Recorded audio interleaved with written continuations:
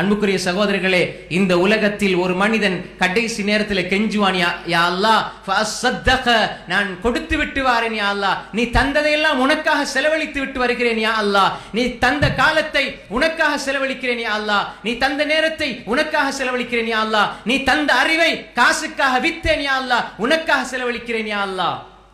யா அல்லாஹ், நான் சாலிஹான ஒருவனாக மாறுகிறேன், நல்லமல்கள் செய்கிறேன், நல்ல உள்ளத்தோடு வருகிறேன் யா அல்லாஹ் என்று அவன் கெஞ்சுவான், கதறுவான். அல்லாஹ் சொல்லுகிறான், வலன் யுஅக்கிரல்லாஹு நஃப்ஸன் இதா ஜாஅ அஜலுஹா, எந்த ஒரு ஆன்மாக்கும் அதனுடைய தவணை வந்துவிட்டால் அதனை அல்லாஹ் ஒரு பொழுதும் பிற்படுத்த மாட்டான் என்று அல்லாஹ் சொல்லுகிறான். எனவே அன்புக்குரிய சகோதரர்களே, அந்த நேரத்தில் கெஞ்சாமல் கதறாமல் இருப்பதற்கு, யா அல்லாஹ் இந்த பரீட்சையில் நான் வெளியே போகின்ற ஒரு நொடியை தந்து விடு யா அல்லாஹ் என்று கெஞ்சுவான், கதறுவான்.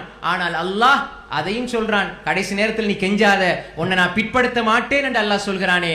நாம் புரிந்து கொள்ள வேண்டும்.